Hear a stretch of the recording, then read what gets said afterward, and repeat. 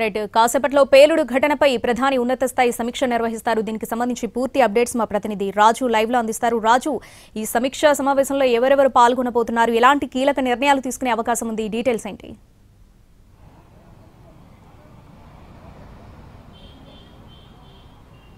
శ్రావణి, ఎర్రకోట వద్ద జరిగినటువంటి పేలుల ప్రమాదంలో 12 మంది మృతి చెందితే దాదాపు 17 మంది తీవ్ర గాయాలై ఆసుపత్రిలో చికిత్స పొందుతున్నారు. వాళ్ళందరితో కూడా కొద్దిసేపటి క్రితమే భూటాన్ పర్యటనను ముగించుకొని నేరుగా ఆసుపత్రికి వచ్చారు. ఎర్రకోటకు సమీపంలో ఉన్నటువంటి ఎల్ఎన్జేపీ ఆసుపత్రిలో వాళ్ళంతా కూడా చికిత్స పొందుతున్నారు.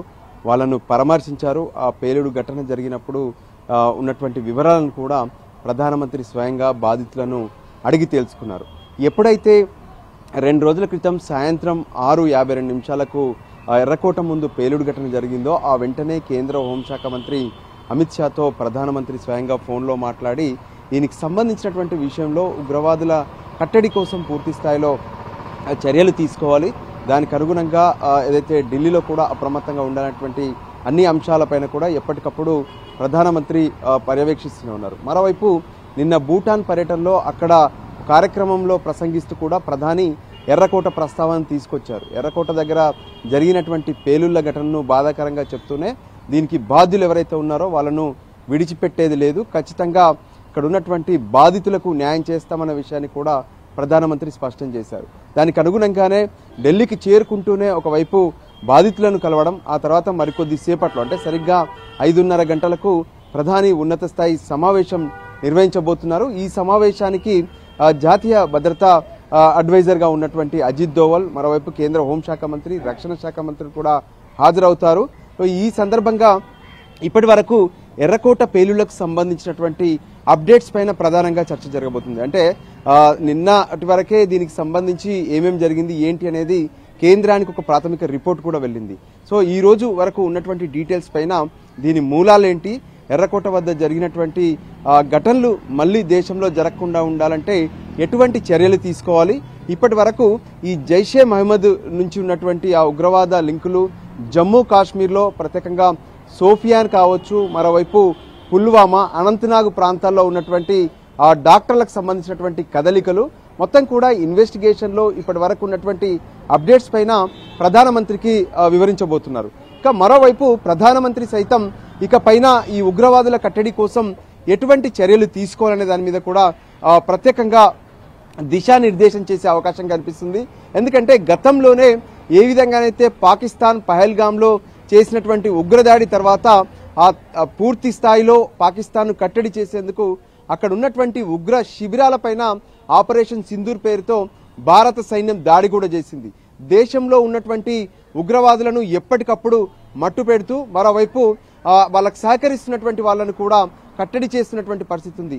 అయినా సరే డాక్టర్ల పేరుతో ఇక్కడ స్పెసిఫిక్గా ఉన్నటువంటి అంశం ఏంటంటే గతంలో ఎప్పుడు కూడా కొంత ఇతరులు సహకరించినటువంటి పరిస్థితి కనిపించింది ఏదైతే ఈ ఉగ్రవాద సంస్థలకు. కానీ ఈసారి ఏకంగా వైట్ కాలర్గా ఉన్నటువంటి డాక్టర్లే టెర్రర్గా మారారు.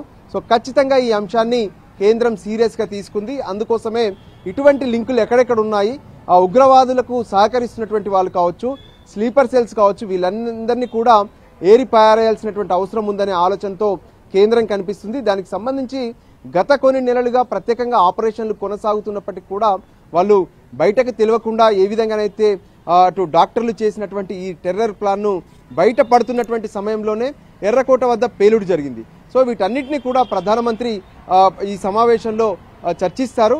అంతేకాదు ఇక మున్ముందు ఎటువంటి కార్యాచరణ తీసుకోవాలనేటువంటి అంశంపైన కూడా ఈ సమావేశంలో ఒక నిర్ణయం తీసుకునే అవకాశం కూడా కనిపిస్తుంది. శ్రావణి. ఎస్ రాజు, ఈ పేలుడు ఘటనకు సంబంధించి చూస్తే ఇప్పటి వరకు జరిగిన ఇన్వెస్టిగేషన్లో ఎటువంటి విషయాలు బయటపడ్డాయి, ఎంతమందిని అదుపులోకి తీసుకున్నారు, దీనికి సంబంధించిన డీటెయిల్స్ ఏంటి? ఎస్ శ్రావణి, ఇప్పటి వరకు ఏ విధంగానైతే ఈ పేలుడు ఘటనకు సంబంధించి మొత్తం 20 మందిని అదుపులోకి తీసుకున్నారు. ఏదైతే జమ్మూ కాశ్మీర్లో డాక్టర్లను 6గురిని ఏదైతే అరెస్ట్ చేస్తే మరోవైపు హర్యానాలో ఉన్నటువంటి మెడికల్ కాలేజ్ ఏదైతే ఉందో ఆ మెడికల్ కాలేజీల్లోనే ఎక్కువ మందిని అదుపులోకి తీసుకున్నారు. ఎప్పుడైతే మొదట జమ్మూ కాశ్మీర్లో ఉన్నటువంటి అహ్మద్ను అరెస్ట్ చేశారో ఆ తర్వాత అహ్మద్ ముజ్మిల్ సంబంధించినటువంటి సమాచారాన్ని ఇచ్చారు. హర్యానాలో ఉన్నటువంటి ఫరీదాబాద్లో ముజ్మిల్ నివాసం ఉంటున్నాడు. ఆయన అక్కడ ఒక డంపును రెడీ చేస్తున్నాడు. అంటే ఏ విధంగానైతే రానున్నటువంటి కొన్ని రోజుల్లో ప్రత్యేకంగా జనవరి 26న దేశ రాజధానిలో వాళ్ళు భారీ కుట్రకు ప్లాన్ చేస్తున్నారనే విషయాన్ని కూడా ఇప్పటికే పోలీసులు పసిగట్టారు. దానికి అనుగుణంగానే పెద్ద ఎత్తున ఆ విధ్వంసాన్ని మొత్తం కూడా ఆపే ప్రయత్నం చేశారు. అయినప్పటికీ కూడా ఏ విధంగానైతే అటు ఉమర్ చేసినటువంటి పేలుడు ఘటన I-20 కారుకు సంబంధించి తను తీసుకొచ్చి ఎర్రకోట ముందు ఏ విధంగానైతే నిలిపాడో దీనికి ఉన్నటువంటి సీసీ ఫుటేజ్ను ఒకవైపు క్రోడీకరిస్తూనే మరోవైపు ఉమర్కు ఉన్నటువంటి లింకులేంటి, ఈ చైన్లో ఎవరెవరు ఉన్నారు అనే దాన్ని పూర్తిగా ఒకవైపు దర్యాప్తు చేస్తూనే ఉన్నారు. మరోవైపు ఎర్రకోట ముందు ఉన్నటువంటి స్పాట్లో ఏదైతే ఆధారాల కోసం పెద్ద ఎత్తున దర్యాప్తు జరుగుతూనే ఉంది. ఎందుకంటే వాళ్ళు ఉపయోగించినటువంటి కెమికల్స్ ఏంటి, సో దాన్ని ఏ విధంగా బ్లాస్ట్ చేయగలిగారు అనే దానిపైన కూడా ప్రత్యేకంగా ఫోకస్ పెట్టారు. దానికి అనుగుణంగానే దర్యాప్తు మాత్రం మరింత వేగవంతంగా ముందుకెళ్తున్నటువంటి పరిస్థితి కనిపిస్తుంది. శ్రావణి.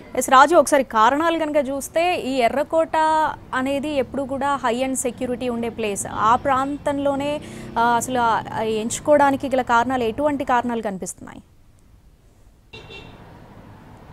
ఎస్ శ్రావణి, అంటే ఎప్పుడైతే ఈ ఉగ్రవాదుల ఎజెండానే పెద్ద ఎత్తున పబ్లిసిటీ చేసుకోవడం, తర్వాత మారణ హోమం సృష్టించడం. సో ఎర్రకోట అనేది దేశంలో ప్రతి ఒక్కరికి తెలుసు. ఎందుకంటే మనం చూస్తాము ఆగస్టు 15 వచ్చిందంటే చాలు ఎర్రకోట నుంచి ప్రధానమంత్రి ఎవరున్నా సరే అక్కడికి వచ్చి ఫ్లాగ్ హాస్టింగ్ చేయడము, తర్వాత దేశ ప్రజలను ఉద్దేశించి ప్రసంగించడము, ఇది ఏ చిన్న పిల్లోడికైనా తెలుసు. సో ఎర్రకోట వద్ద గనక పేలుడు జరిగితే ఇది దేశవ్యాప్తంగా చర్చ జరుగుతుంది, హాట్ టాపిక్ గా మారుతుంది, ప్రజల్లో సైతం ఒక భయభ్రాంతులకు గురి చేసే అవకాశం ఉంటుంది. సో అందుకోసమే రెడ్ ఫోర్ట్ను ఎంచుకున్నట్టుగా తెలుస్తుంది.